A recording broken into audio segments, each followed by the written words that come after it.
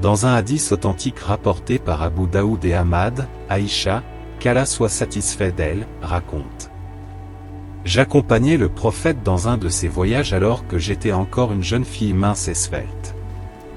Soudain, il me dit: Viens faire la course avec moi. Nous fîmes la course ensemble, et je le battis.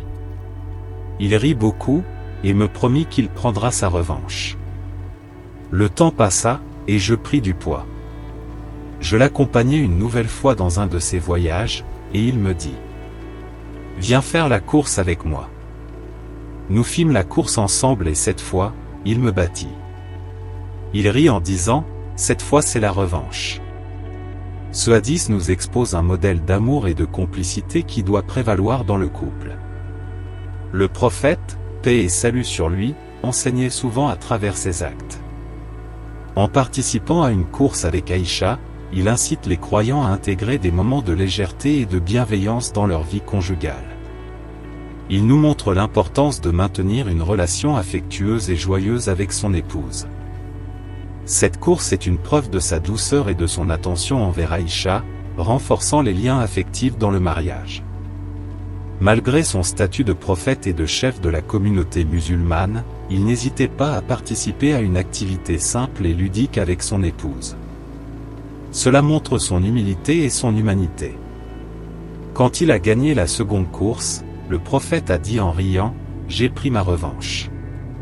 Cette déclaration montre l'importance de maintenir un équilibre et une équité dans les relations conjugales, même dans des choses aussi simples que des jeux. Ce récit fait également apparaître l'importance du jeu et de la détente en islam. En effet, ce comportement du prophète illustre que l'islam n'interdit pas les loisirs ou les activités légères, tant qu'elles restent dans le cadre de la morale islamique. Ces moments permettent de renforcer les relations et de préserver l'équilibre émotionnel.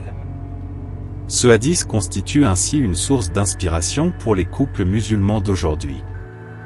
Il montre que les moments de partage et d'amusement dans un mariage ne sont pas seulement permis, mais également encouragés pour renforcer l'amour et la compréhension mutuelle. Cette anecdote met également en lumière l'importance de l'exercice physique, même dans des contextes ludiques. L'islam encourage les croyants à prendre soin de leur santé et de leur corps. L'enseignement à tirer à travers ce hadith, c'est que le comportement du prophète Muhammad, paix et salut sur lui, dans cet événement montre une approche équilibrée et harmonieuse de la vie conjugale, où respect, amour et amusement se conjuguent.